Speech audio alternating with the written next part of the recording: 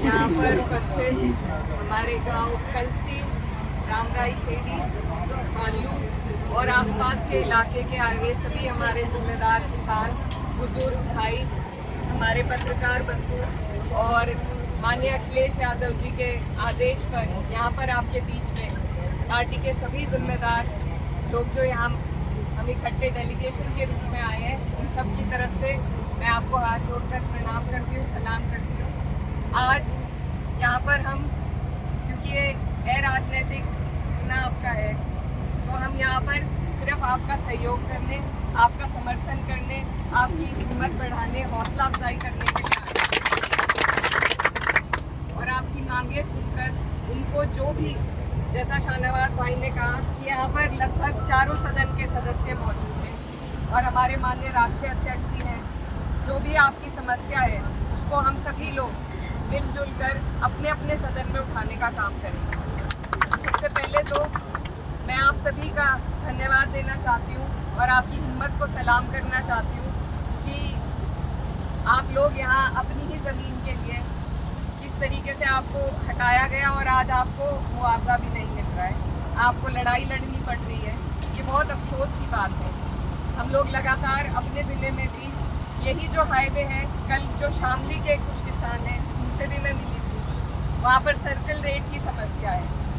मैं तहसीलदार साहब को कहना चाहती हूँ, क्योंकि ये प्रशासन की तरफ से आए हैं, तो इन्हें मैं बताना चाहती हूँ कि अगर आप किसान की पीड़ा को समझेंगे तो इनका पालन पोषण सिर्फ ज़मीन के माध्यम से हो पाता है। 14 दिन का पेमेंट नीले नहीं टाइम पर कर पाती है। सरकार को सिर्फ 2-3 चीज़ें ऐसी करनी है जिससे हमारे किसानों का भला हो सके, और ये जो सरकार है इसके पास कमी किसी चीज़ की नहीं है। ये बड़े बड़े हाईवे बनाने के लिए इनके पास पैसे हैं, जो उद्योगपति है उनके 60-60 लाख करोड़ इनका कर्जा माफ़ करने के लिए इनके पास पैसे हैं, लेकिन आपके लिए ये सरकार कुछ करना नहीं चाहती है। तो ये इनकी नीयत में दोष है और इसको हमें समझना ज़रूरी है। वैसे तो मैं आप सबको भी धन्यवाद देना चाहती हूँ कि सहारनपुर मंडल में आपने इस सरकार को हराने का काम किया, इसके लिए आप सबका धन्यवाद।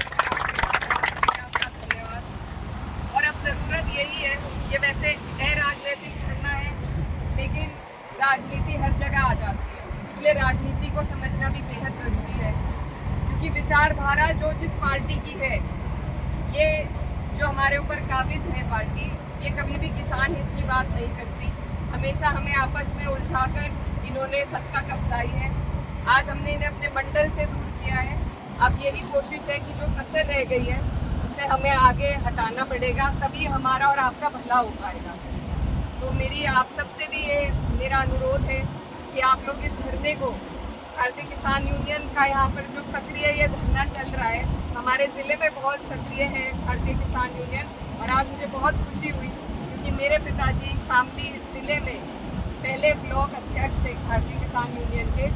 तो हमारा सहयोग हमेशा आपके साथ है।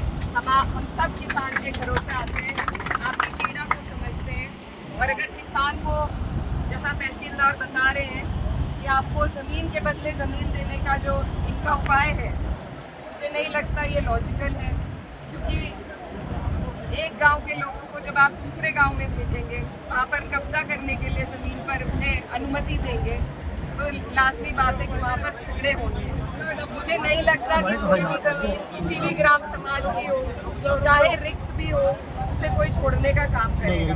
तो ये हम सब यहाँ पर मौजूद हैं, तो मैं इस सभा के माध्यम से आपको ये कहना चाहती हूँ, धरने के माध्यम से, कि ये उपाय बिल्कुल इलॉजिकल है, अनुचित है, और इसका कोई फ़ायदा हमारे लोगों को, हमारे किसानों को नहीं होगा।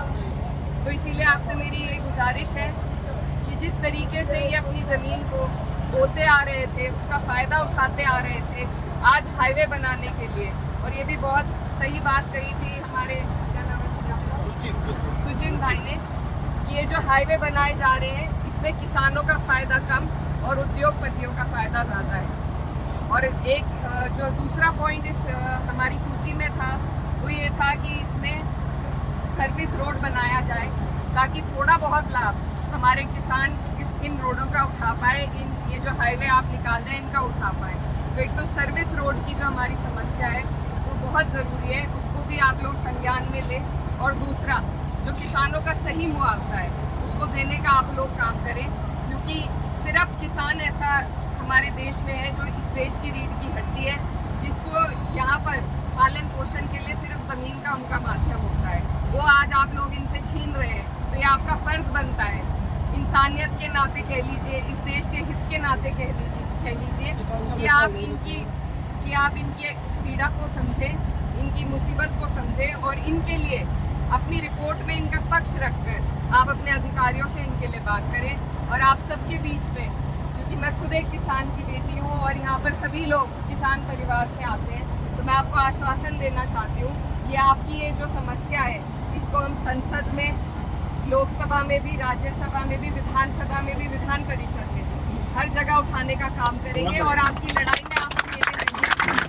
हमारी पार्टी, हमारे माननीय राष्ट्रीय अध्यक्ष जी और आपके ज़िले के जितने भी जिम्मेदार लोग यहाँ पर मौजूद हैं, वो तन मन धन से आपके साथ हैं। जितना लंबा आप ये धरना चलाना चाहेंगे, जितनी आपको हमारी इसमें उपलब्धि चाहिएगी, हम सब आपके लिए तैयार हैं और आपकी इस पीड़ा में आपके साथ हैं। आपकी आवाज़ उठाने का काम, मैंने पहले भी कहा है कि जब जब संसद में कैराना का नाम उठे तो मैं चाहती हूँ कि साथ साथ किसानों की समस्या का भी वहाँ पर मुद्दा उठे। तो इसके लिए आपने मुझे चुना है और मैं यकीन दिलाना चाहती हूँ कि आपकी इस समस्या को हम ज़रूर उठाने का काम करेंगे।